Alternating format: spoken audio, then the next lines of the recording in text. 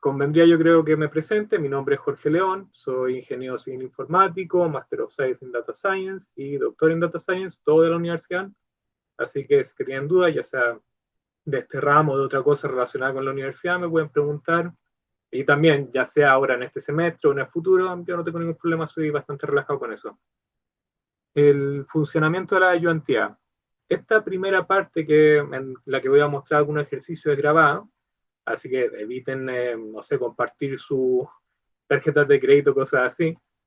Igual si quisieran alguna barbaridad como que pueda ponerlo en peligro, igual lo voy a editar y lo voy a eliminar de la grabación, pero al final también va a haber una parte de conversación libre si es que alguien no quiere estar grabado por cualquier razón, sepan que esa instancia va a estar. También le comentaba a Rodrigo que a mí me da igual si es que no están con cámara, si es que tampoco quieren prender el micrófono, pueden enviar las preguntas al chat en cualquier momento, pueden levantar la manito y hablar por el micrófono, lo que les acomode más por mi estudiante.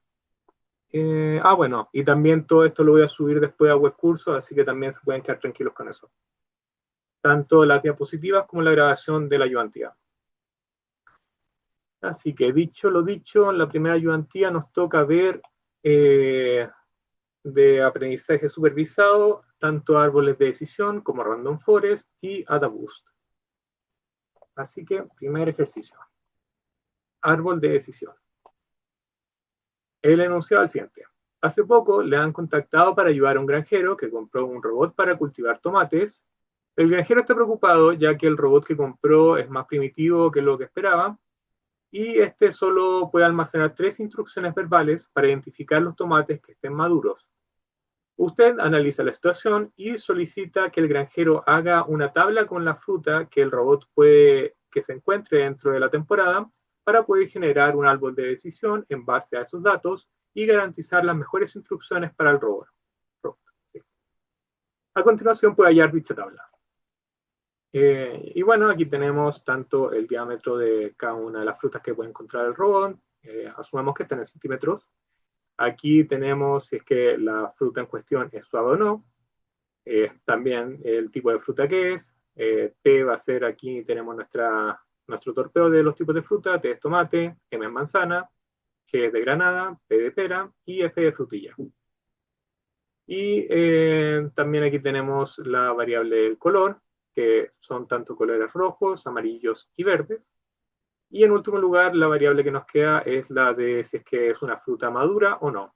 Eso es toda la información. Entonces, el primer punto nos piden que preprocesemos estos datos y si es que creemos que es necesario, y en cualquier caso debemos justificar por qué es que es necesario o por qué no lo es. Y efectivamente hay un cambio que sería necesario. Como recordamos, lo que nos están solicitando que busquemos es si es que si es que la fruta en cuestión son tomates maduros o no, por lo que debemos combinar y binarizar las filas 3, que es el tipo de fruta, junto con la fila 5, que es si es que es una fruta madura o no. Ahí nos queda nuestra nueva variable, que sería si es que es un tomate maduro o no, y aquí la tenemos rellenada con efectivamente etiquetas de sí o no. Listo. ¿Alguna otra característica que se requiera o que se beneficiaría de ser preprocesada? Si bien sería tentador usar nuestro conocimiento previo para refinar las características, como por ejemplo, filtrando si la fruta es roja o no, no nos corresponde asumir cosas precipitadamente. Siguiendo el ejemplo del color, puede ser que por tomates estemos hablando de tomates y tomatillos, y los últimos son verdes al estar maduros. Por lo tanto, lo razonable es detener nuestro procesamiento aquí y trabajar con lo que tenemos hasta ahora. El ítem B es que lamentablemente no se puede quedar mucho tiempo ayudando al granjero, por lo que tiene que formular su árbol de decisión pronto. Dado lo anterior, usted decide hacer una búsqueda heurística basándose en la entropía de las particiones y evaluando si la fruta es roja, suave y si tiene un tamaño mayor o igual a 8 centímetros. Genere el mejor árbol en base a estas condiciones. Aquí tenemos la fórmula de la entropía, ¿cómo se llama esta entropía de Shannon, si no me equivoco? Pero esto es prácticamente ponderado. Este aquí, el término que tenemos dentro es el índice de entropía de Shannon, y esto ya es para ponderar las distintas ramas que vamos a ver a continuación. Y aquí tenemos lo que debemos calcular ahora, el índice de entropía, tanto por si es que la fruta es roja o no, si es que es suave, y si es que tiene un diámetro mayor o igual a 8 centímetros. Iniciamos entonces con nuestra pregunta de si es que la fruta es roja o no. Obviamente tenemos la pregunta de si es que un sí o si es que un no. Tenemos entonces que en total en nuestro conjunto de datos tenemos 3 tomates maduros y 13 frutas que no son tomates maduros. Puede que sea otra fruta que no sea madura. O que sea tomate pero que no esté maduro.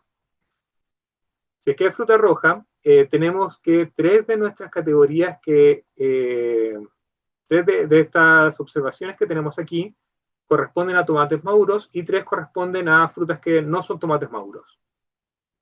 Por otro lado, cuando nos vamos por la línea de si es que no es fruta roja, tenemos de que no hay ninguna fruta que sea un tomate maduro y que las 9 observaciones que corresponden a esta rama son no tomates maduros. Con eso, ahora tenemos que ajustar nuestra fórmula para la entropía, tal y como tenemos aquí. Aquí tenemos 15 observaciones y aquí hay que ir reemplazando con las probabilidades de cada una de estas ramas. Aquí separamos entonces, hacemos la descomposición de esta sumatoria. Tenemos esta rama aquí, que es la de los tomates maduros, o bueno, la de la fruta roja, perdón eso.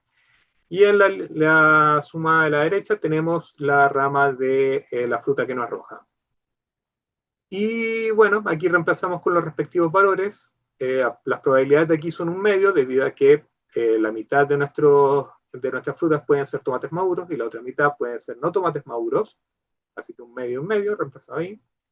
Y aquí el 100% de nuestras observaciones caen en no tomates maduros, mientras que nada cae en tomates maduros. Lo mismo, 0% de probabilidad en que haya un tomate maduro y 100% en que haya no tomates maduros.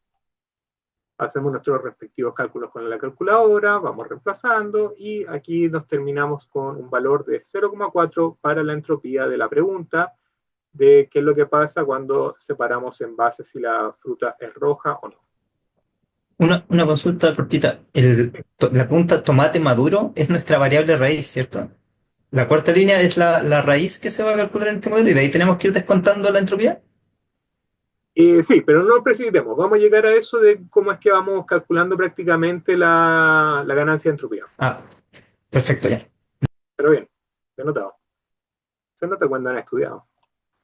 Entonces, las otras preguntas que nos quedan por realizar son cuál es la entropía en el caso de hacer la pregunta de si es que es una fruta suave o no, y también cuando tenemos un diámetro mayor o igual a 8 centímetros.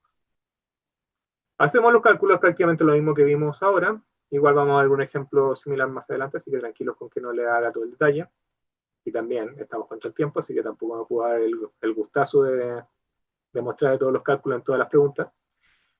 Así que bueno, tenemos nuestras entropías para cada una de las preguntas que acabo de mencionar y queremos averiguar cuál de todas maximiza esta expresión que tenemos aquí, que es la ganancia entropía. Y aquí está lo que andaba preguntando nuestro compañero acerca de ir comparando con la entropía que teníamos previamente versus la entropía que estamos ahora eliminando con esta adición de la nueva rama. Cabe mencionar al final también de que la entropía de Shannon en general lo que busca es evaluar qué tanta aleatoriedad hay en nuestros datos. Y respecto a eso, obviamente lo que queremos es minimizar esa aleatoriedad llegando a una situación en la que terminemos con 100% de certeza o 0% de probabilidad de que se ocurra un suceso.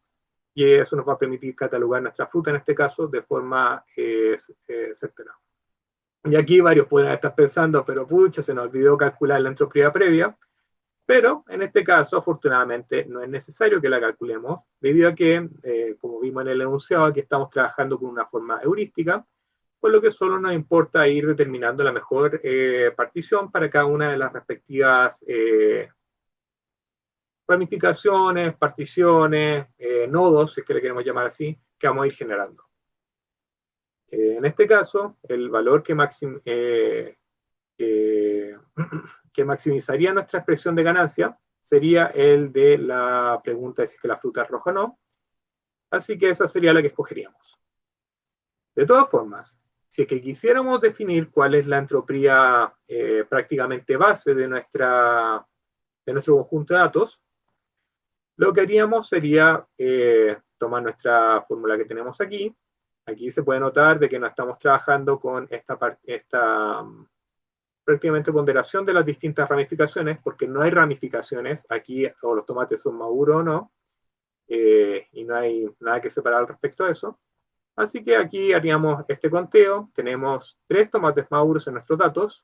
Son prácticamente esta observación la primera, la cuarta y la 13ª.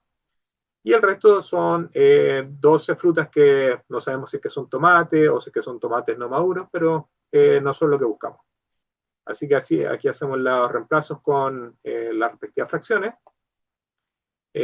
Aquí también les dejé un truquillo de logaritmos que les puede hacer bien una vez en la prueba. Varias veces las calculadoras científicas nos dan la opción de usar logaritmos que no sean logaritmo natural o logaritmo de base 10, así que aquí pueden usar algo como esto.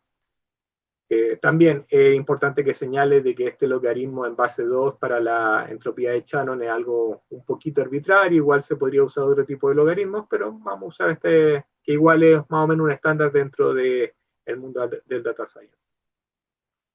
Entonces, haciendo los respectivos cálculos con nuestra calculadora, terminamos con unos valores aproximados como los que tenemos aquí, y eso nos lleva a una entropía base de 0,7219.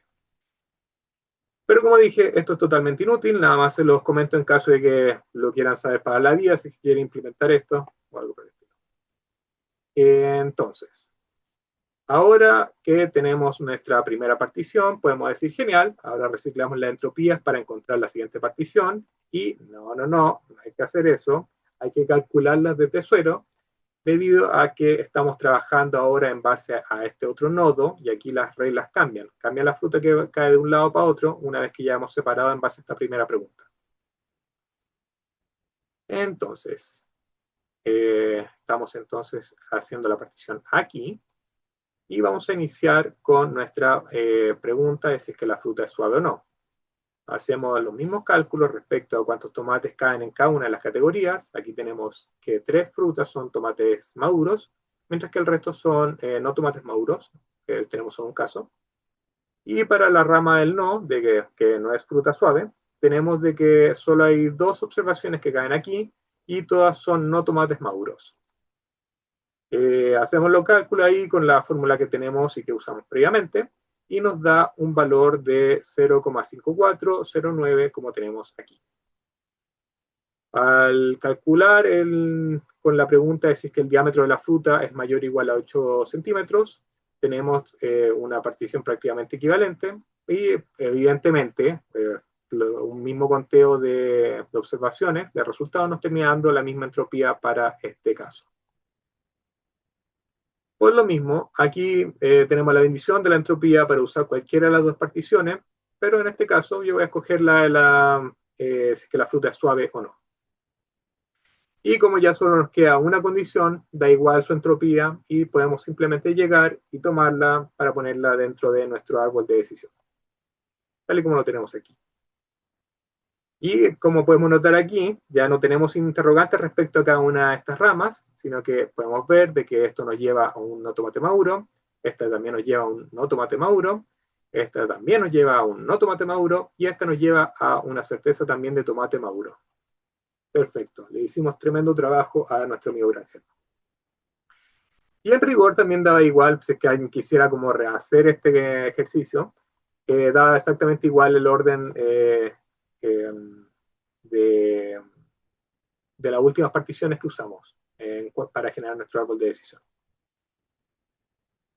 Antes de pasar a la parte de preguntas respecto a este primer ejercicio, en años pasados me han preguntado cuando hablamos de un nivel de profundidad. Bueno, en años pasados, no comenté al respecto. Este es el tercer año que hago la ayudantía de este ramo, y también he hecho ayudantía de otros ramos, así que igual tengo un poquito de experiencia con respecto a esto. Pero bueno, en años pasados me han preguntado respecto al nivel de profundidad X, si es que este nivel de profundidad X se refiere al máximo de particiones X en total, o al número máximo de cualquier cadena de preguntas dentro de nuestro árbol que sea igual a este X. La respuesta es la segunda opción, o sea que da igual el número de particiones total en nuestro árbol de decisión, lo que cuenta es la distancia máxima que hay desde nuestro nodo raíz hasta cualquier nodo hoja. Aquí vamos a verlo con un pequeño ejemplo. Este es un ejemplo de profundidad máxima de 3. Podemos notar de que aquí el nodo raíz es el que tenemos aquí arriba. Y vamos a bajar hasta el más lejano que tengamos.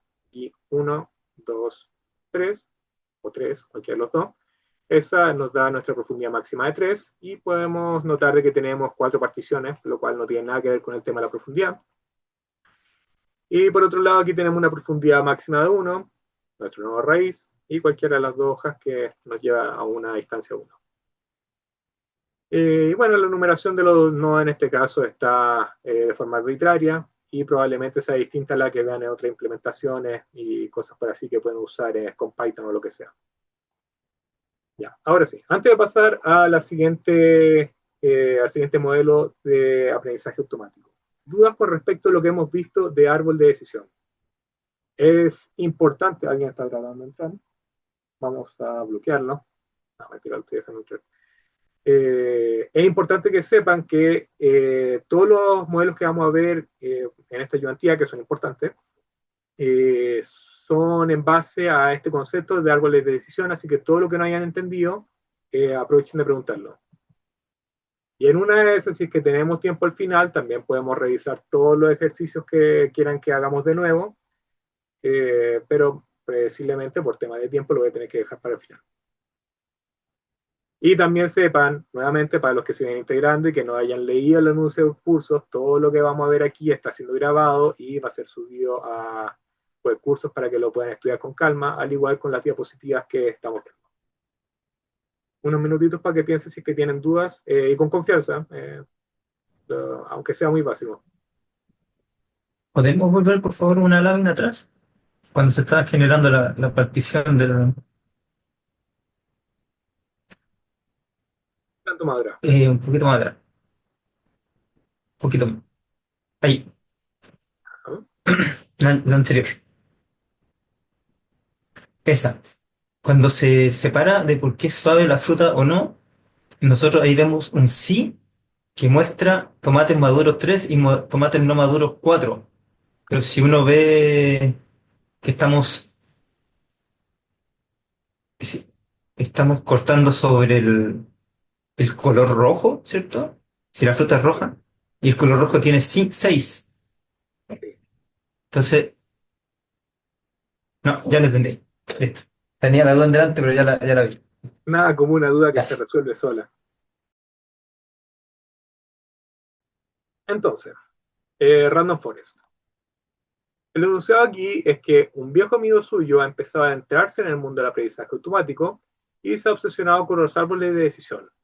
Tras experimentar con ellos, le comenta que, sin importar el número de variables predictoras, él siempre usa una profundidad máxima de 3 para evitar sobreentrenar sus modelos. Al empezar a trabajar en problemas más complejos, con cientos de variables y miles de observaciones, sus modelos han empezado a presentar un alto sesgo. O sea, sin importar con qué datos los entrene, las predicciones no se ajustan lo suficiente a los datos de entrenamiento. No obstante, su amigo tiene un plan. Recientemente ha escuchado un poco de los Random Forest y, medio trasnochado, le estoy comentando de que se le ocurrió implementar su propio Random Forest y su plan consiste en clonar múltiples veces el mismo árbol de decisión que le da mejores resultados dentro de todos sus experimentos y promediar las salidas de todos ellos para mejorar el desempeño de las predicciones. Entonces, aquí tenemos lo que le está dando el resultado a nuestro amigo. Tenemos de que está usando un árbol con profundidad máxima de 3 y estos son los resultados de las observaciones.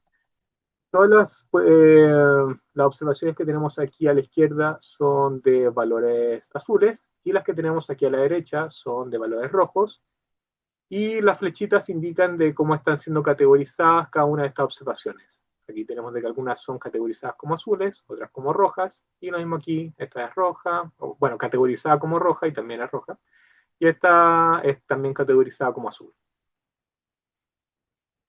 aquí el primer punto de la pregunta es ¿qué falencias nota en el razonamiento de su amigo y qué le puede sugerir para mejorar sus predicciones? Y también, si es que a alguien le interesa, el gráfico de la izquierda fue hecho en base a 10.000 observaciones, cada una usando 100 variables distintas. Bueno, hay al menos tres comentarios que se le pueden hacer a su amigo. El primero es que se vaya a acostar, que ya es muy tarde, pero ya siendo un poquito más considerado con él, el primer comentario que sería más útil para él sería el que la idea de Random Forest es combinar distintos árboles de decisión, no solamente andar usando el mismo árbol 100 veces. Aquí prácticamente tenemos lo que estoy comentando, de que un árbol de decisión de profundidad de máxima 3 va a dar exactamente los mismos resultados como puedo esperar al promediar sus resultados en base a 100 clones del mismo. Haciendo esa corrección, ahora podemos pasar a esto que tenemos aquí. Y esto es el segundo punto de que prácticamente la especialidad de Random Forest y de debugging en general te hacen reducir la varianza y no el sesgo. Eh, por supuesto, aquí podríamos estar pensando, pero aquí sí nos ayudó a mejorar la exactitud de nuestro modelo y efectivamente nos ayudó a mejorar, pero es porque hay que tener cuidado respecto a las implementaciones, por ejemplo, de scikit-learn de Random Forest, ya que varias veces cuando le pedimos profundidad máxima de 3, nos puede tomar variables aleatorias para generar nuestro árbol de decisión, lo cual obviamente termina incorporando más información de la que simplemente sería usar las mismas tres variables para nuestros mismos árboles de decisión. Y veamos entonces qué es lo que pasa cuando restringimos a mano el que solo se usen las primeras tres variables de nuestros datos. Como se puede ver aquí, la exactitud es prácticamente similar. Hay pequeñas variaciones porque también sigue habiendo un poquito de aleatoriedad con respecto a esto, pero esto nos lleva a nuestro último punto, que es de los consejos que le estamos dando a nuestro amigo, y es que está bien al permitir una profundidad mayor en cuanto tenemos un problema con más variables. Aquí podemos ver qué es lo que pasa con un árbol de decisión de profundidad máxima 3, es lo que estamos viendo desde el inicio, que la exactitud es prácticamente, bueno, es casi aleatoria, no es totalmente aleatoria, pero 58% de probabilidad de chuntarle es bastante malo. Aquí cuando pasamos a una profundidad máxima de 10, podemos notar que tenemos un 85% de los casos en lo que le estamos chuntando, y ya con una profundidad máxima de 20 podemos ver de que le estamos acertando a prácticamente todas las observaciones. Y como extra, también le podemos sugerir a nuestro amigo que no se obsesione con los árboles de decisión y que estudie otros modelos para incrementar su repertorio de herramientas. Y aquí es importante también tener en consideración la frase que dice que supongo que es tentador, si la única herramienta que tienes es un martillo, trata todo como si fuera un clavo. Y para quien le interese, esta es una frase de Abraham Maslow, que efectivamente es el de la pirámide. Ok, antes de pasar a boosting, dudas con respecto a Random Forest. Cualquier cosa que Yo no me quedó claro algo de la última pregunta que respondimos, que es si era al final era mejor aumentar la profundidad máxima o la cantidad de árboles o las dos cosas. eh, claro, aquí lo que vimos es con el tema de qué es lo que pasa cuando aumentamos el número de árboles, pero aquí estamos permitiendo la inclusión de distintas variables. Están ambas con un máximo, no ambas, todos los árboles de decisión en este caso pueden usar tres variables distintas, pero la cosa aquí es que con nuestro random forest estamos permitiendo que cada árbol de decisión escoja, por ejemplo, las primeras tres variables, las últimas tres variables, las tres variables del medio, o la primera, la cuarta, la décima, y así. Eso ayuda a mejorar los resultados, pero también lo que nos ayuda a mejorar los resultados podría ser el aumentar la profundidad de nuestro árbol de decisión, como podemos ver aquí. En ambos casos están incorporando más variables. La única diferencia es que aquí se está haciendo por más o menos democracia, con aumentar el número de modelos que están ayudando a definir la predicción en general. Mientras que aquí tenemos el que ya un solo árbol de decisión puede dar los resultados que necesitamos con solo aumentar la profundidad. ¿Quedó Ya, claro? perfecto. ¿Dudas? Ahí sí. Ujú, muchas gracias.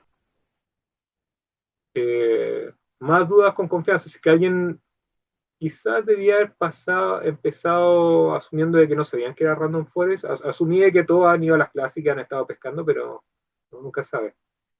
Pero prácticamente Random Forest se basa en la idea de tomar varios árboles de decisión y promediar sus resultados. Es democracia. Y bueno, Random Forest también les puedo comentar de que es un tipo de ensamble. Los ensambles son prácticamente un conjunto de distintos modelos de aprendizaje automático. Y siendo más específicos, es un tipo de bagging, donde es esto que estoy mencionando de democratizar la predicción.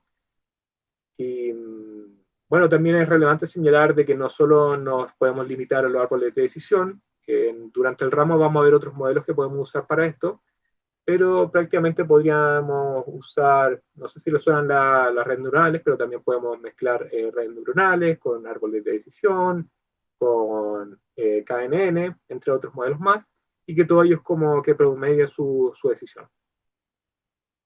Y eso obviamente permite complementar las falencias de cada uno de los modelos.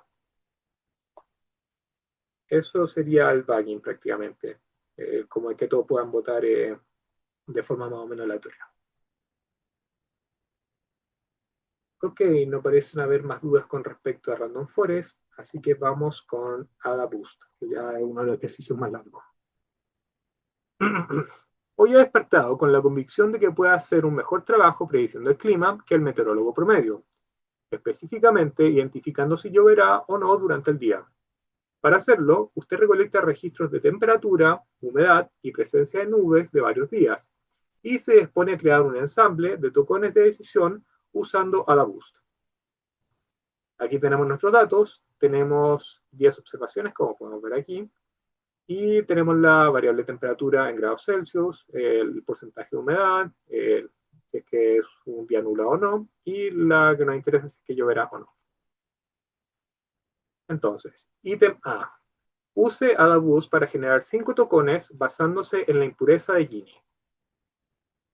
Aquí tenemos el coeficiente de Gini, el índice de Gini, como sea que le queramos llamar, y prácticamente una variable que usa, si no mal recuerdo, en la economía para determinar la desigualdad dentro de distintas naciones. Entonces, primero debemos inicializar los pesos de nuestras observaciones. Esto lo vamos a hacer con este término que tenemos aquí, que es prácticamente 1 dividido por el número de observaciones. Aquí tenemos esta nueva fila, que es esta de 1 partido en 10 en este caso, por eso 0,1. Y comenzamos entonces calculando el Gini para la pregunta de si es que está nublado o no. Aquí tenemos nuestro primer tocón, como estamos mencionando, y hacemos algo similar a lo que hicimos previamente con respecto al ejercicio de árbol de decisión.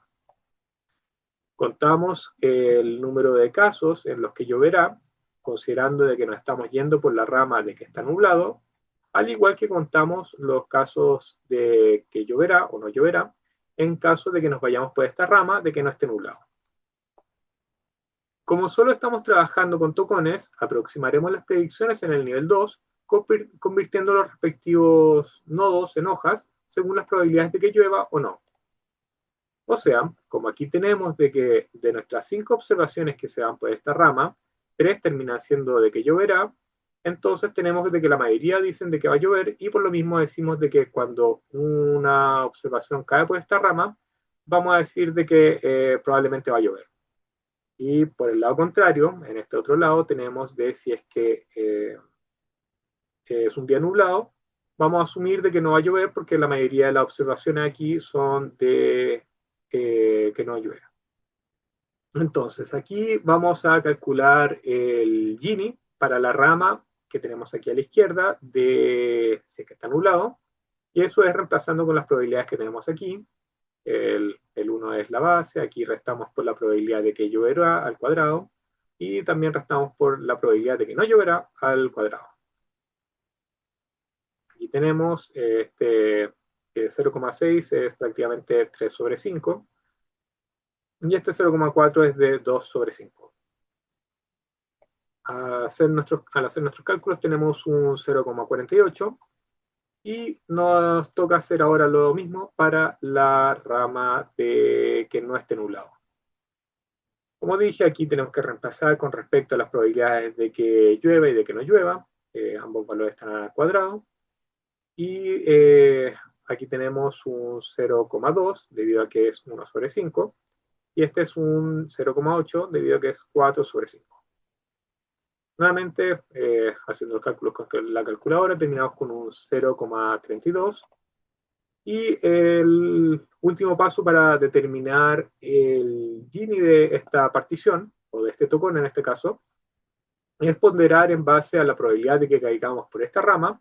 Y eso lo multiplicamos con nuestro Gini de la rama anulado. Y también tenemos que hacer una suma con la probabilidad de irnos por la rama de la derecha y también multiplicando por el respectivo Gini de esa rama que no esté nublado. Ahí reemplazamos con los respectivos valores y tenemos finalmente un Gini para todo este tocón de 0,4. ¿Por qué es que las probabilidades son de 0,5 en estos casos? Porque aquí 5 de las observaciones se van para acá y 5 se van para acá. De las 10 en total que tenemos, tenemos 5 sobre 10 en cada uno de los casos.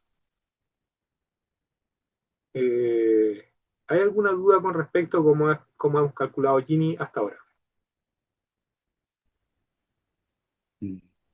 ¿Ahí cuál es el No, por ahora. 0,5? Ah, Disculpa, Sí, sí. El el 0,5 0,5 es mencioné. tanto este que tenemos aquí, que es la probabilidad de que nos vayamos por la rama de la izquierda, y también este 0,5 aquí, que es por el que nos vayamos por la rama de la derecha. O sea, viene de la probabilidad de si está nublado o no, Viene como, de... Sí, porque prácticamente, ahí sí, sí. un, tres, son 5, son 5 sí, y 5 no, en nublado. Ujú, Ya, ahí sí, me quedó claro. correcto. Lo pueden notar aquí pues, sumando las observaciones que tenemos de que lloverá o no lloverá, o también lo pueden contar por la fila que tenemos aquí arriba. Ok, entonces avancemos. Tenemos que hacer algo similar con respecto a la variable del porcentaje de humedad. Pero aquí tenemos el problema de que es una variable numérica y no nos dijeron sobre qué valor evaluar. Pero bueno, aquí simplemente tendremos que decidir el valor apropiado por nuestra cuenta. Ya estamos grandecitos, tenemos que tener la autonomía para hacer esto. Y también varios podrán pensar, bueno, aquí vamos a usar el trucazo de tomar el promedio de todos estos datos y en base a eso hacer la división, pero ese no es el mejor camino y vamos a usar una estrategia un poco más exhaustiva para determinar esto. En particular, tendremos que comparar unos cuantos valores, como vamos a ver a continuación. Para lo que viene, necesitamos tener todas nuestras observaciones ordenadas, de menor a mayor, en base a esta variable de humedad, y ahí las tenemos reordenadas de forma mágica. Ven, aquí vamos a hacerlo de nuevo. Ahí está previamente, y quedan todo ordenadito. Eh, Luego, debemos sacar el promedio de cada par sucesivo, o sea, vamos a tener nuestra fila de humedad, como podemos ver aquí, y vamos a generar el promedio de cada una de estas dos, de cada par consecutivo de esta variable. Eh, Claramente se puede ver de que el promedio entre 5 y 10 es de 7,5, de 10 y 20 es 15 y así sucesivamente. Ahora procedemos a calcular Gini considerando el primer valor como umbral. Y entonces usaremos este 7,5 que acabamos de calcular para determinar el Gini que obtenemos aquí. Aquí nuevamente estamos haciendo la pregunta que vimos antes, en este caso de si es que es una humedad menor a 7,5. Tenemos de que hay un caso que cae aquí y es de que no lloverá, por lo tanto tenemos 100% de probabilidades de que no vaya a llover si es que tenemos una humedad menor a 7,5. Y por otro lado aquí ya tenemos casi 50-50 de respecto a lo que va a pasar. Eh, Tal y como podemos ver aquí, tenemos un 0,4 periódico y un 0,5 periódico. La probabilidad es que nuevamente estamos elevando al cuadrado y estamos restando para obtener el Gini de cada una de estas ramas. Este valor que tenemos aquí es el de la rama de aquí a la izquierda y este valor de aquí a la derecha es de nuestra rama de la derecha. Con eso podemos pasar a calcular el Gini eh, de nuestro tocón de árbol de decisión, considerando de que por esta rama se va solo una de nuestras 10 observaciones, por eso una probabilidad de 0, bueno, una probabilidad, un valor de 0,1, o una probabilidad del 10%. También tenemos el Gini que habíamos usado aquí arriba, que encontramos aquí arriba de 0, el cual lo ponemos aquí. Y para esta otra rama de la derecha tenemos 9 observaciones que se van por acá, por lo tanto serían 90% de probabilidades de caer por aquí. Y nuevamente aquí reemplazamos con el valor que encontramos previamente. Y esto nos termina dando un Gini de 0,44. Es un Gini malo, así que tiene sentido que sigamos probando con otros umbrales. Ahora haremos lo mismo, pero para la humedad para la pregunta si es que la humedad es menor a 15 o no. 15%, recordemos. Aquí estamos haciendo lo mismo, determinamos el Gini en base a la rama de la izquierda, en base a la rama de la derecha, hacemos el promedio para determinar el Gini de todo este tocón, y encontramos un Gini que es más pequeño que el que teníamos previamente, el cual lo tenemos aquí arriba, a la izquierda, 0,44, tenemos un Gini más pequeñito.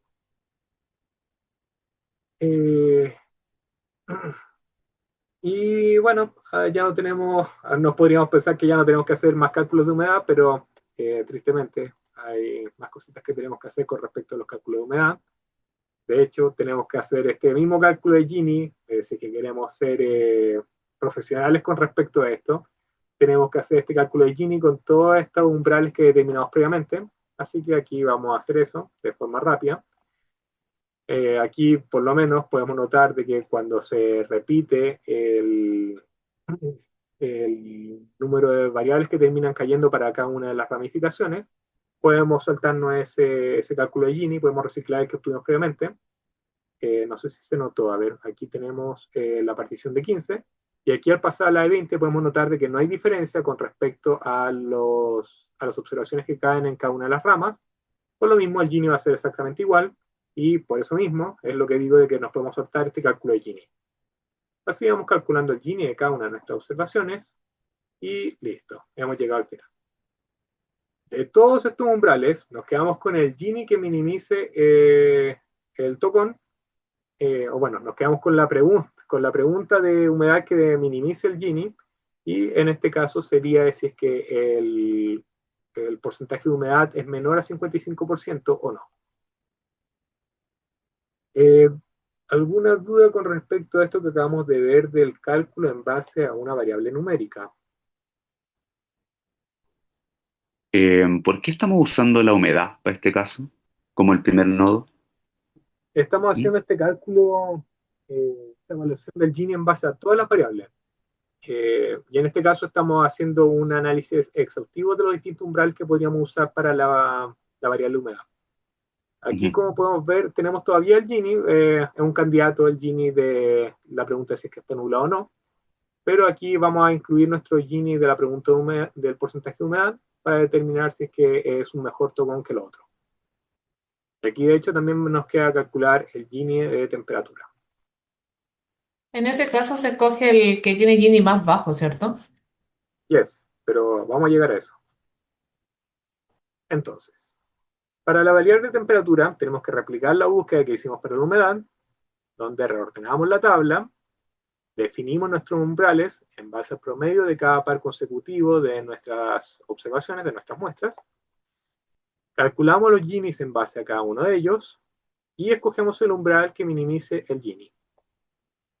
Con estos tres Ginis, en este punto solo nos queda quedarnos con la opción que conlleve el Gini más pequeño, y aquí me gustaría decir que no quisiera detener tanto esto, pero la mejor opción en nuestra humedad, nuestra pregunta es que la humedad es menor a un 55% o no.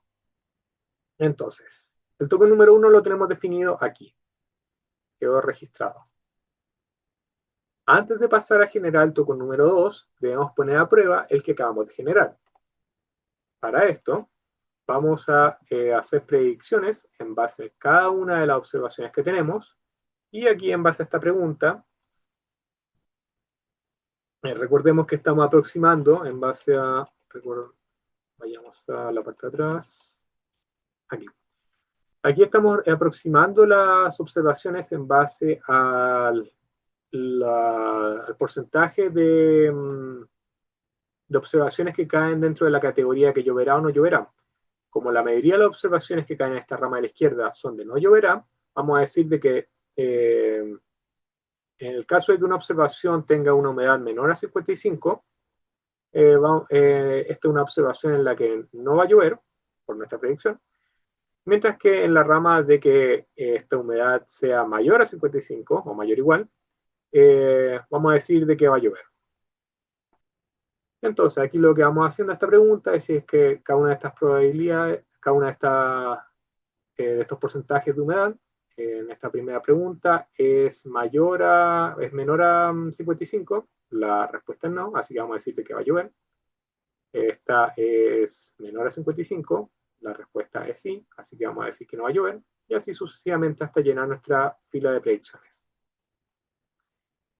Como podemos notar, en base a las verdaderas etiquetas de que lloverá o no lloverá, nuestras predicciones estuvieron bien para 8 de los 10 casos. Esto es relevante porque nos va a permitir ajustar nuestro siguiente tocón para que compense por estos errores que han tenido nuestro primer tocón.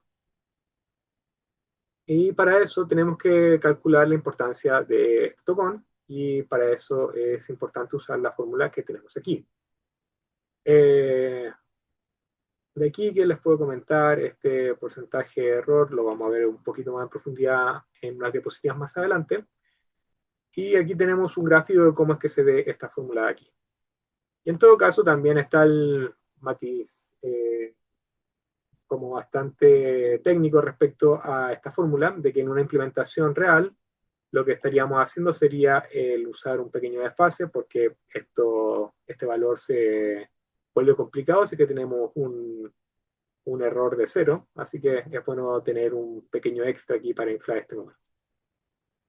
Pero bueno, eso es irrelevante, aquí vamos a usar esta fórmula original que tenemos. Reemplazamos entonces con nuestros valores que tenemos aquí, donde el error es prácticamente en este caso, el número de observaciones que están fallando, y son 2 de las 10 que tenemos, o sea, es un 0,2. 2 sobre 10, recuerda. Y al hacer los respectivos cálculos de esta expresión que tenemos aquí, terminamos con este número que tenemos aquí a la derecha. Ok, ese es entonces el valor de importancia para este tocón número 1. Pero eso no es lo único que requerimos. Estas predicciones también sirven para ajustar nuestros pesos, para compensar los errores del tocón número 1 con los del tocón número 2. Los nuevos pesos se calculan con las siguientes fórmulas. Las que tenemos aquí, donde esta primera expresión es en base a si es que la etiqueta es correcta o no, y si es que esta etiqueta no coincidió con la predicción, y esta es si es que la predicción fue correcta. Entonces, aquí lo que estamos haciendo es tomar bueno, este es el ajuste prácticamente de nuestros pesos para que estén normalizados y terminen sumando un valor igual a 1. Tal y como tenemos aquí, si es que nos fijamos en nuestros pesos actuales, al sumarlos nos dará un valor igual a 1.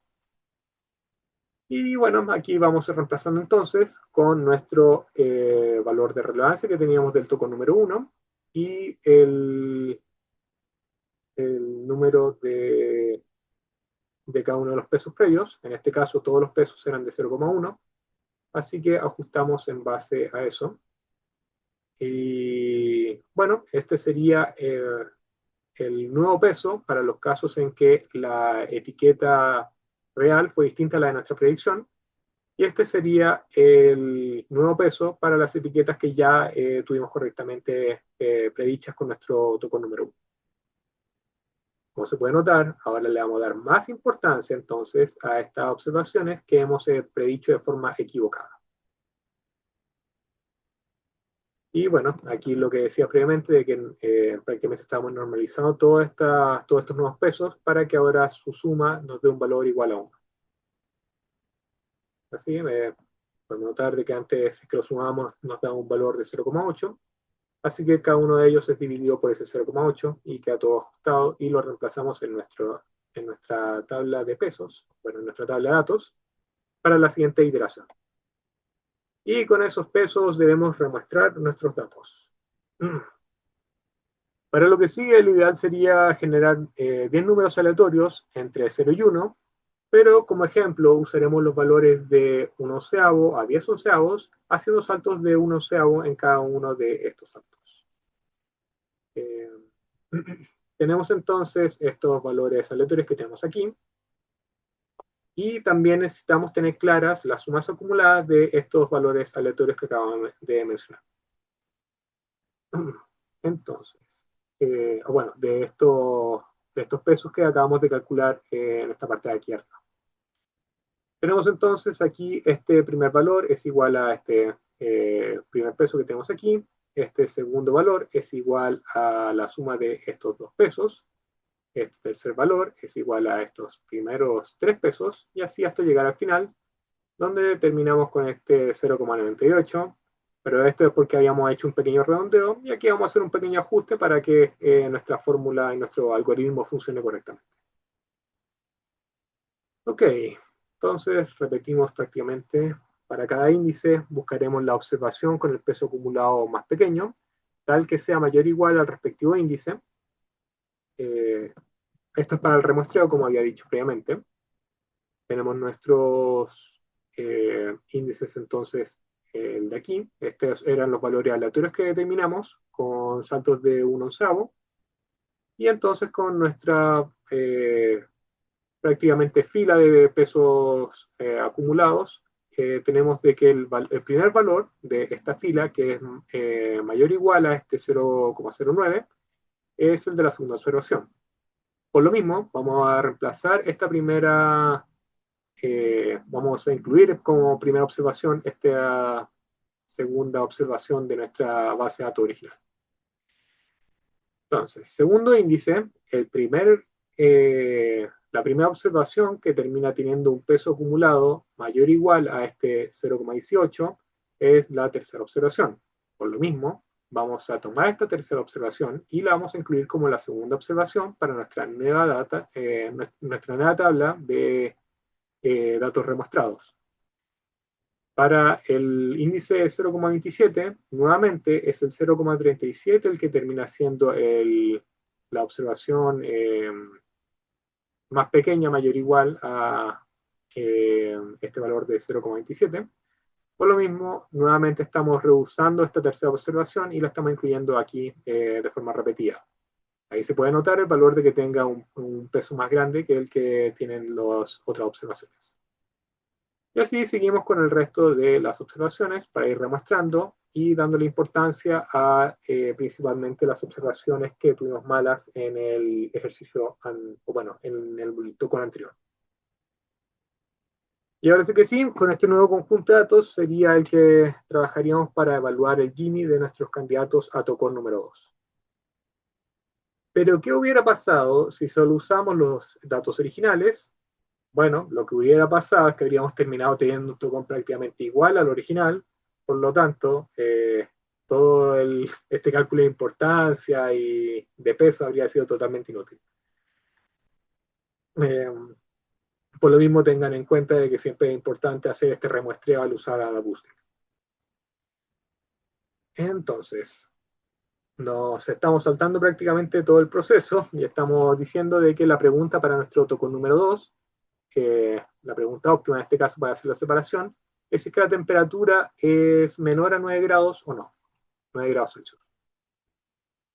Una vez que hemos elegido entonces nuestro token número 2, de lo importante que nos conviene aprender respecto a Boosting, es que debemos pasar de vuelta a nuestros datos originales, donde calcularemos nuevamente la relevancia para este token adicional, pero ahora es el momento de señalar un matiz que pudimos ignorar previamente con nuestro token número 1, dado que todos los pesos eran iguales. En rigor, cuando estamos trabajando con este término de error aquí, no estamos simplemente contando ¿cómo se dice? Las predicciones que están correctas y equivocadas, sino que estamos haciendo una suma de todas las predicciones que fueron equivocadas en base a sus pesos. Es decir, estamos sumando los pesos de las predicciones que son equivocadas. Veámoslo aquí para que quede más claro. Aquí nos equivocamos en esta segunda predicción de aquí, y en esta décima, novena, octava, en la séptima predicción nos equivocamos. Por lo tanto, aquí no vamos a decir que el error es de 0,2, sino que vamos a sumar estos pesos de estas dos observaciones. En este caso ambos son de 0,06, y eso nos va a dar nuestro nuevo error, como podemos ver aquí. O sea, terminamos con un error de 0,12, y al hacer los respectivos cálculos, esto se aproxima a un valor de 1 para la relevancia de nuestro tocón número 2. Ahí está. Y nada más queda repetir lo que hemos visto, y esto hay que seguir haciéndolo para los otros tres tocones que nos quedan por generar, porque recordemos, aquí nos están pidiendo el generar 5 tocones. Nos vamos a saltar esos cálculos para aprovechar el tiempo, y eso nos va a permitir llegar entonces a los tocones que tenemos aquí. ¿Dudas con lo que hemos visto hasta ahora de AdaBoost? He ido lentísimo, vamos mal, pero Yo vamos a ver tengo todo lo una duda. importante. ¿Podría repetir cómo sacamos los pesos la última vez? Sí. Que eso no me quedó bien claro. La Los diferencia entre el pesos, 0,06 y el 0,25. sí, sí. Sí. Aquí estábamos, pero vamos a ver desde un poquito más atrás. Ya. Lo que tenemos aquí es que prácticamente los pesos están siendo calculados por los pesos antiguos, multiplicados por este término de E elevado a la relevancia de nuestro tocón, que está en el último tocón que obtuvimos. Y eso después le hacemos un pequeño ajuste para normalizarlo, pero por ahora quedémonos con esta primera parte. Aquí tenemos de que cada uno de estos pesos de aquí arriba es de 0,1, por lo tanto tenemos esta fórmula bastante directa.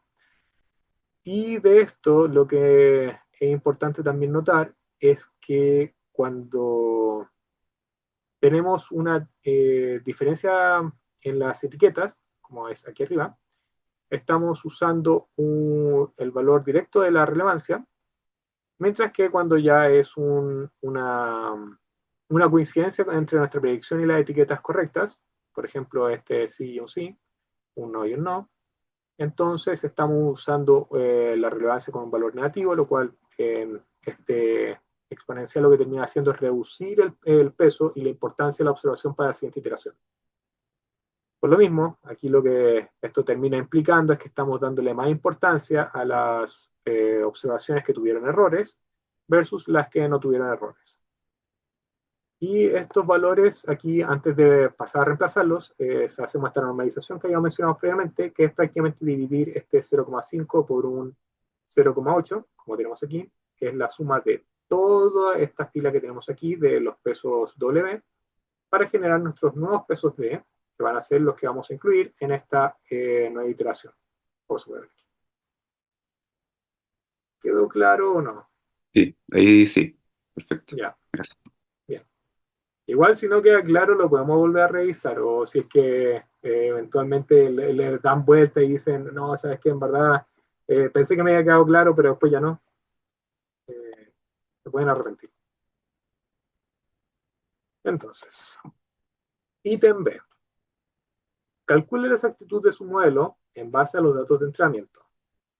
Para esto lo que vamos a usar va a ser tanto los tocones predeciblemente que acabamos de obtener, como los valores de relevancia que fueron asignados a cada uno de estos tocones. Aquí vamos a ir dejando la predicción de cada una de estas observaciones, pero recordemos que es en base a todos estos tocones de aquí. Ok, primera observación. Para esta tenemos que empezar con la primera pregunta aquí, que si es la humedad menor al 55% o no. En este caso, tenemos de que el valor es de 80, por lo tanto nos estamos yendo por la rama de que no es menor a 55, y eso significa que va a llover. Y como va a llover, el llover lo vamos a asumir de que es un valor positivo, y por lo mismo vamos a decir de que este 0,69 es un valor positivo y lo vamos a dejar aquí como valor positivo. podríamos usar como valor negativo, pero vamos a decir que lloverá es un valor positivo y no lloverá es un valor negativo. Ok, entonces nuestro primer tocón, si es que le preguntamos qué es lo que pasa con esta observación, dice de que va a llover. Y tiene un porcentaje de importancia de 0,69. El segundo tocón, si es que le preguntamos qué es lo que piensa respecto a esta observación, nos va a decir de que, bueno, considerando de que la temperatura es menor a 9 grados Celsius, como podemos ver aquí un 0, entonces nos estamos yendo por la rama del sí, lo cual significa de que también cree que va a llover, y eso significa que su valor de relevancia va a ser tomado como un valor positivo y lo vamos a dejar aquí abajito.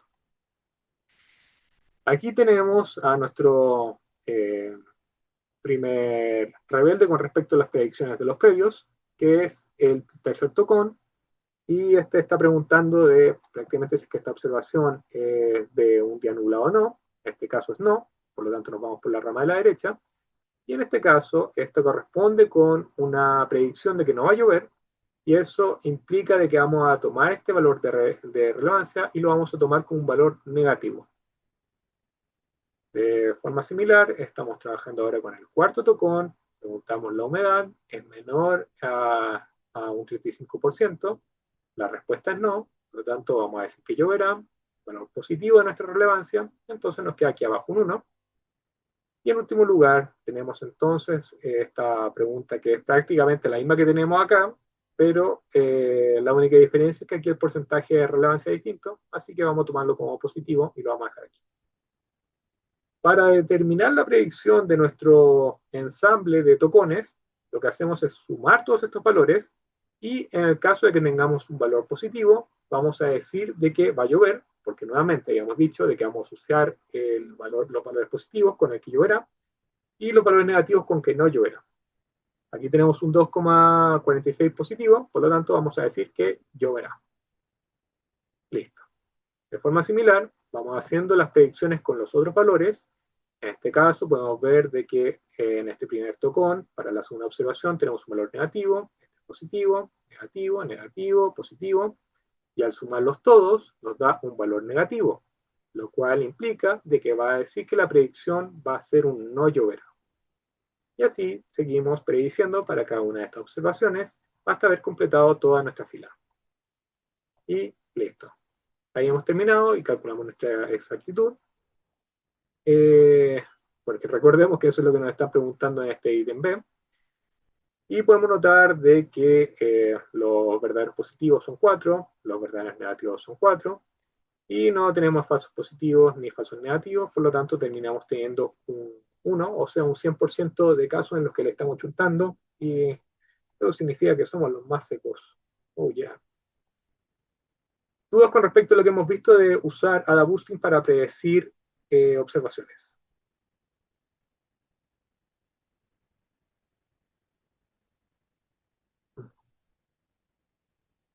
Ok, entonces vamos al ítem C.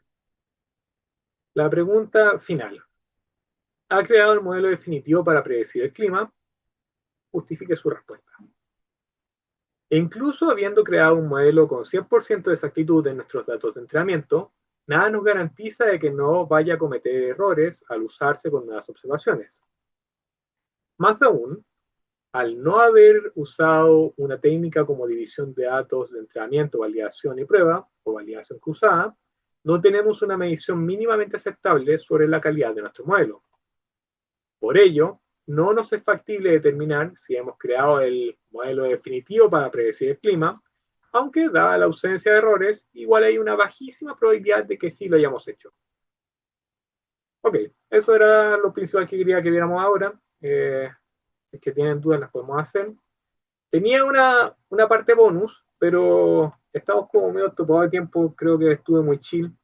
Se la puede subir, se la puede dejar online para que puedan revisar si es que a alguien le interesan ahí valles. Así que no se preocupen con eso. ¿Dudas con respecto a los ejercicios que hemos visto ahora? Solamente en el punto C del ADA Boosting, eh, ahí se asume entonces que este modelo va a presentar unos problemas similares a los del árbol de decisión. como presencia de overfitting y problemas con los datos de test. ¿Y esas problemáticas se van a repetir en este modelo? O sea, mm, todos los modelos corren el riesgo ya sea de estar sesgados o bueno, como se dice, que estén subentrenados o sobreentrenados.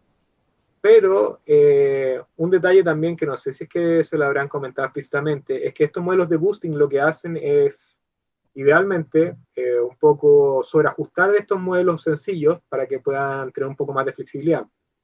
En ese sentido, también podría presentar un riesgo de overfitting, dependiendo de qué tanta flexibilidad le estamos dando al modelo, pero por eso mismo es que estamos usando tocones, para que no tenga tanta flexibilidad y no se sobreentrene de forma tan desmedida. Y dependiendo de si es que va a ser mejor o peor, o que se sobreentrena más o menos que un árbol de decisión, depende de la configuración que estemos usando para cada uno de los modelos. Si es que es un árbol de decisión con una enorme profundidad, puede que termine teniendo más flexibilidad que este AdaBoost que tenemos aquí de solo 5 tocones, asumiendo de que hubieran más variables y todo eso. Ok, Bueno, también, súper, gracias. oye, ¿qué? Acaba de ocurrir un asesinato y le piden que ayude a encontrar al culpable con sus habilidades de data scientist. Múltiples testigos vieron el hecho desde la distancia, por lo que sus testimonios no coinciden, y dichos testimonios no, no solo incluyen descripciones sobre el asesino, sino que también sobre los otros testigos que podían observar y que, por lo mismo, quedan libres de sospechas. Los datos se presentan en la siguiente tabla. Aquí tenemos entonces las variables del sexo de la persona que estaba presente, el color de pelo, si es que era caucasoide o no, la estatura en centímetros, y el tipo de avistamiento. Y aquí tenemos también si es que es un asesino, si es que es una T, es un testigo. Y aquí arriba tenemos C para el color café del pelo, N para el negro, R para el rojo, y el gris, aquí lo tenemos, G. Y para el sexo, hombre o mujer en este caso, por favor no me funen. Y recordemos también de que todo lo que vamos a ver aquí en esta pregunta 4 es un bonus, así que no entra en la prueba, no entra en la prueba, no se lo estudia para la prueba, es nada más que le sirve en la vida. Ok, con eso dicho, ya estamos listos para el ítem A, que es calcule las probabilidades que necesita para generar un modelo de Naive-Bayes con estos datos. Naive-Bayes se basa en este valor que tenemos aquí, de que la probabilidad de tener una categoría T en base a un conjunto de variables instanciadas de una respectiva forma es proporcional a los valores que tenemos aquí, que es la probabilidad de que exista esta respectiva categoría, de que se dé esta respectiva categoría más bien, multiplicado por el que tengamos cada una de estas eh, prácticamente instanciaciones de cada una de estas variables predictoras, dado de que estamos frente a la categoría en la que estamos interesados en predecir. Y en términos de probabilidad, esto es la probabilidad a la posteriori, que es proporcional a la anteriori por esta probabilidad que tenemos aquí. Aunque estrictamente Naive Bayes se basa más bien en la probabilidad que tenemos aquí, que es muy similar a la probabilidad, a una probabilidad bayesiana condicional tradicional, con la diferencia de que aquí estamos haciendo una multiplicación de estas probabilidades de cada una de estas variables, porque estamos asumiendo de que todas estas variables predictoras son independientes, y ahí el hecho de por qué naive, por qué es tan ingenuo este modelo, en base por eso. Y en rigor, los valores que tenemos aquí son el a posteriori, que tenemos aquí a la izquierda, el anterior, que tenemos aquí el P de la categoría, y este que tenemos aquí arriba a la derecha es el likelihood, verosimilitud, como le hemos llamado previamente, y aquí abajo en el denominador es la evidencia. No obstante, para efectos prácticos, la evidencia es innecesaria, en el caso de Naive Bayes por lo menos. Ok, Entonces, vamos a empezar preguntando las probabilidades de que veamos a un asesino y las probabilidades de que veamos a un testigo. Estos son nada más el número de observaciones que coinciden con tener una categoría de asesino dividido por el número de observaciones total. Eso es para la probabilidad de que tengamos un asesino. Y para la probabilidad de un testigo es el número de observaciones que incluyan a la variable del tipo de avistamiento igual a testigo dividido por el número total de observaciones. Aquí tenemos 5 avistamientos de asesino dividido en 15 observaciones, lo cual nos da igual a una probabilidad de 1 partido en 3. Y para la probabilidad de encontrar un testigo tenemos 10 observaciones de testigo dividido en 15, lo cual es igual a 2 partido en 3. Y aunque las probabilidades condicionales de cada una de estas variables predictoras, dado esta respectiva categoría, tampoco son realmente complejas, eh, estas eran las más fáciles que vamos a calcular, las de asesino y las de testigo. Ahora iniciamos calculando las probabilidades para la variable sexo. Ok, tenemos entonces nuestras probabilidades que calculamos antes. Y aquí tenemos nuestras tablas, tenemos nuestra tabla de ocurrencias de cada uno de estos casos, por ejemplo, de que sea un asesino y a la vez de que sea hombre, tenemos 2 casos, de que sea asesino y sea mujer, tenemos 3 casos. Tenemos también la suma de todo esto, de todos los asesinos que hay, que es igual a 5. Y lo mismo para el caso de los testigos, lo mismo también en las sumas para los que son hombres y los casos que son de mujeres. Y en ambos, tanto en la fila final como en la columna final, tenemos una suma de igual a 15, que es correcto, es igual al número de observaciones que tenemos total.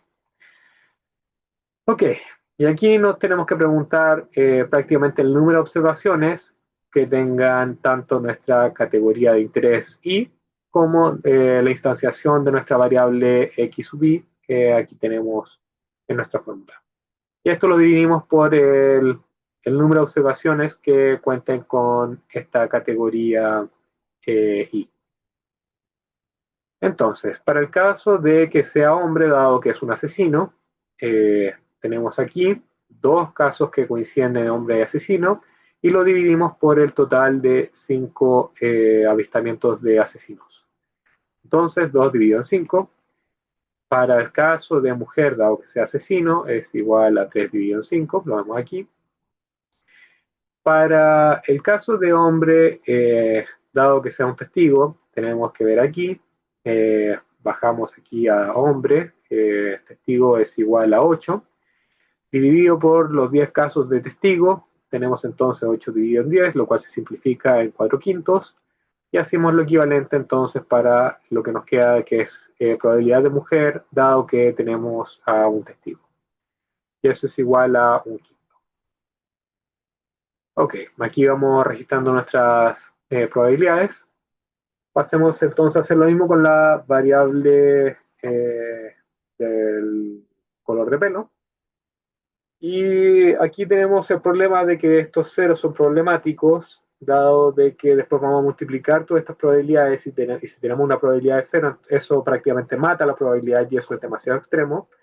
Así que como queremos evitar eso, vamos a hacer la suavización de Laplace, que consiste en prácticamente agregar alfa avistamientos a todos los elementos y un alfa grande. Cabe destacar de que puede compensar una representatividad insatisfactoria, pero debemos ser moderados y en este caso solo usaremos un alfa igual a 1. Aquí veamos lo que vamos a hacer. En cada uno de estos avistamientos vamos a sumar un 1. Aquí vamos a ver de que 2 pasamos a 3, de 0 pasamos a 1, de 2 pasamos a 3 y así hasta llegar al final. Y bueno, también nuestras observaciones totales aumentaron, pero esto lo podemos ignorar. Entonces, hacemos los mismos cálculos que de antes, ahora nada más tenemos que preguntar con las respectivas instanciaciones de la variable de color de pelo, la probabilidad de que una persona tenga color café, de color de pelo café, dado de que sea el asesino, es igual a 1/3, como podemos ver aquí. Aquí calculamos el color de pelo café, dado que sea un testigo, que es 4 dividido en 14, o sea, 2 séptimos, y así para cada una de estas instanciaciones de la variable. Easy peasy, lemon squeezy. Ahora toca la variable caucasoide. También, al igual que la variable sexo, no tiene ningún cero, así que nos saltaremos la suavización. En todo caso, igual podríamos usarla en todas las variables bajo la excusa de ser consistentes, pero en este caso no lo haremos. Calculamos entonces la probabilidad de que sea caucasoide, dado que sea un asesino. Lo tenemos aquí, 4 dividido en 5, 4 dividido en 5, y así con el resto de las instanciaciones. Ya nada más nos queda la estatura, pero esta es una variable particular, dado que es una variable numérica. Y podemos trabajarlo como lo hemos hecho hasta ahora, o sea, el generar una tabla de coocurrencias de los valores de estatura que tenemos aquí versus si es que es un asesino o no. No obstante, probablemente sea mejor el tratarla como una variable continua y estimar su distribución de probabilidad. Y para esto lo típico es usar la variable normal, que igual parece ser apropiada en este caso, dado que si es que tenemos conocimiento respecto a cómo es que funcionan las estaturas, normalmente también se comportan como una variable normal, esta es como curva gaussiana, así que tiene sentido que lo usemos en este caso.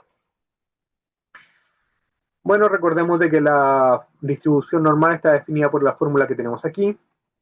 Eso significa que debemos calcular las medias y las desviaciones estándar, tanto para las observaciones de asesinos como las de los testigos, y dado que recordemos que buscamos la probabilidad de que tengamos una distanciación X, dado una etiqueta Y. Iniciamos entonces con las medias, pues las necesitamos para las desviaciones. La media de la estatura, dado que sea un asesino, la podemos ver aquí. Prácticamente al tomar todas las estaturas de las observaciones que tienen un tipo de avistamiento asesino, las sumamos y las dividimos por 5, que es el número de estas observaciones, y obtenemos aquí una media de 187 centímetros. Hacemos lo equivalente para el caso de que sea un tipo de avistamiento de testigo. Sumamos entonces los valores que tenemos aquí, estos 10, y los dividimos también por 10 observaciones, que son el total de observaciones que estamos considerando, y nos da una media de 175,3. Nosotros remarcar que la fórmula de desviación estándar es la que tenemos aquí, pero esa es la versión poblacional y nosotros queremos la muestral, dado que no estamos asumiendo que nuestros datos representan toda la verdad de lo que se puede ver en el mundo. O sea, vamos a usar entonces la fórmula que tenemos aquí abajo. Al reemplazar entonces con las medidas que teníamos previamente, recordemos que es prácticamente decir el valor que tenemos en la respectiva observación menos la media, el valor elevado al cuadrado, y después lo sumamos con respecto a este otro que tenemos aquí, que es el que tenemos aquí. Menos media al cuadrado, siguiente valor, 160, menos media al cuadrado, y así, hasta llegar al final. Y todo esto lo dividimos por el número de observaciones, menos 1, que sean igual al asesino. Y este valor le aplicamos una raíz cuadrada al final, lo cual nos termina dando esta desviación estándar muestral que tenemos aquí. Hacemos lo equivalente entonces para el caso de los testigos y nos da el otro valor que tenemos aquí. Y ya solo debemos reemplazar estos valores en la fórmula de distribución normal, tal y como podemos ver aquí. O sea, la probabilidad de que tengamos una estatura X, dado que se trata de un asesino, es la probabilidad que tenemos aquí. Y la probabilidad de tener una estatura X, dado que estamos frente a un testigo, es igual al valor que tendríamos aquí. Y con eso hemos terminado el ítem. Genial. Tenemos entonces todas nuestras probabilidades. Bueno, pasemos entonces al ítem B, que dice: la investigación policial ha reducido la búsqueda en 3 sospechosos, que si no son el asesino son solo testigos. Identifica al asesino y descríbalo en lenguaje natural. Ahora vamos a ver cómo predecir y nos estamos quedando medio topados de tiempo, pero no importa, ya estamos terminando, más o menos. Aquí debemos estimar la probabilidad de que cada persona pertenezca a cada categoría y compararlas. Entonces, más que nada estamos haciendo este cálculo que tenemos aquí, la probabilidad de que pertenezca a una categoría, multiplicado por todas estas probabilidades condicionales de tener una variable instanciada de una respectiva forma, dado la categoría que nos interesa.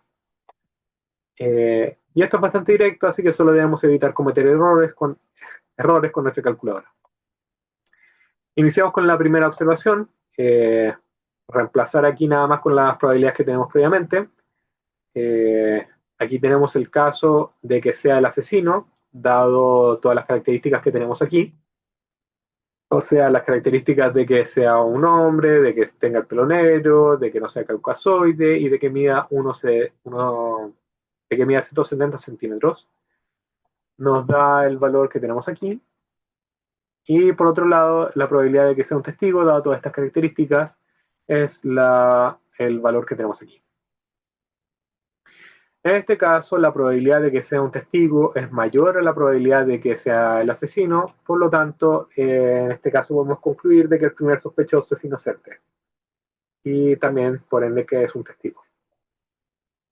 Siguiente caso. Mismo reemplazo de valores. Aquí la probabilidad de que sea el asesino, dado las características que tenemos aquí. Tenemos el valor que tenemos aquí a la derecha al final. Y la probabilidad de que sea testigo, dado todas estas características que tenemos aquí, hacemos los respectivos reemplazos y nos lleva al valor que tenemos aquí a la derecha. En este caso, la probabilidad de que sea el asesino es mayor a la probabilidad de que sea testigo, así que podríamos decir, listo, ya tenemos al malviviente, ahora solo debemos informar a la policía pero no tan rápido. En caso de tener más de un asesino, debemos comparar las probabilidades para escoger uno. Así que veamos qué es lo que pasa con el último caso antes de delatar a esta persona. Bueno, dejamos aquí guardado entonces la probabilidad de que sea asesino, nuestra observación que tenemos aquí, la del medio. Y calculamos entonces en base a la observación final, de que sea aquí en el caso de asesino, dado de que sea mujer, pelo rojo, caucasoide y de estatura 1,66, nos da el valor que tenemos aquí. Y la probabilidad de que sea testigo, dado todas estas características que acabo de mencionar, es igual al valor que tenemos aquí. Y aquí efectivamente tenemos un nuevo caso en el que la probabilidad de que sea asesino es mayor que la de que sea testigo, así que también termina siendo categorizada como asesina. El problema aquí es que Naive Bayes se limita a categorizar las observaciones sin tener un número máximo de categorizaciones para cualquiera de estas etiquetas. Por eso es que estamos teniendo más de un posible asesino.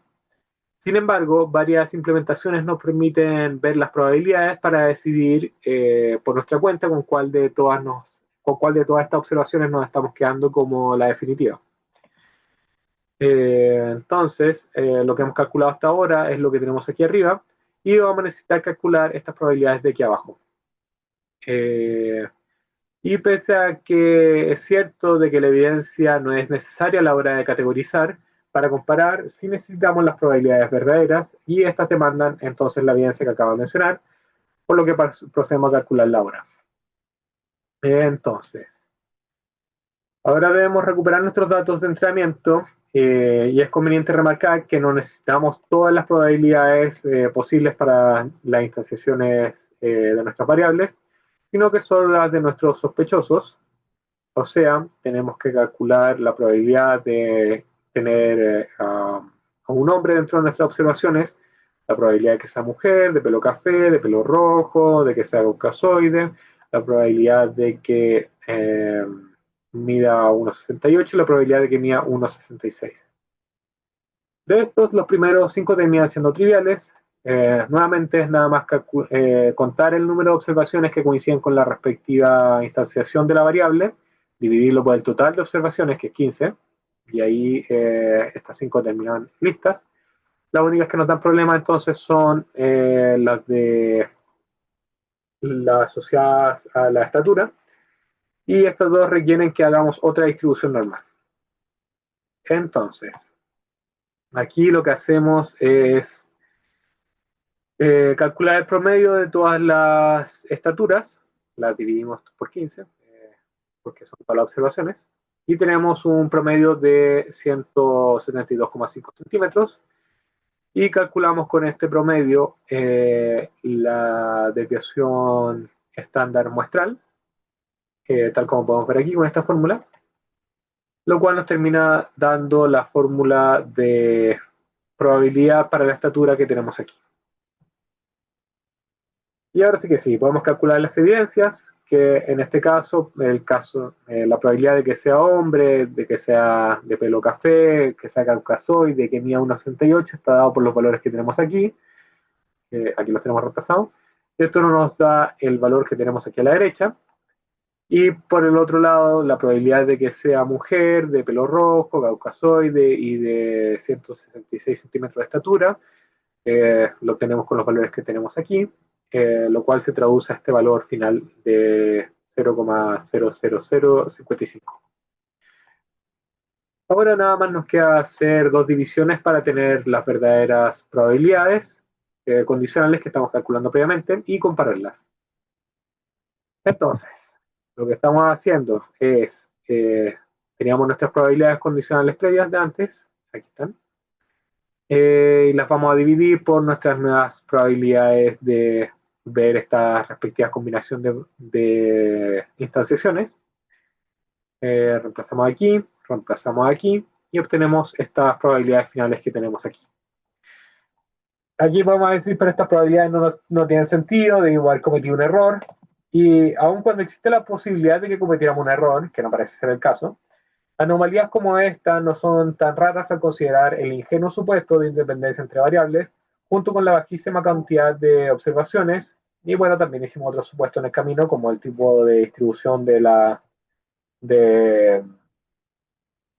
estatura, o también el tema de andar añadiendo suavizamiento, pero bueno, gajes del oficio, lo que importa es que independiente de que las probabilidades sean claramente inválidas, hemos cumplido con llevar a nuestros valores a una escala en la que presuntamente se puedan comparar.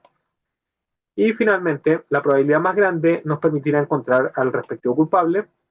En este caso, la probabilidad de que la persona sea la de la observación 3 es la mayor, así que tenemos a la persona responsable del crimen, es una mujer pelirroja, caucásica y de unos 66 centímetros de altura.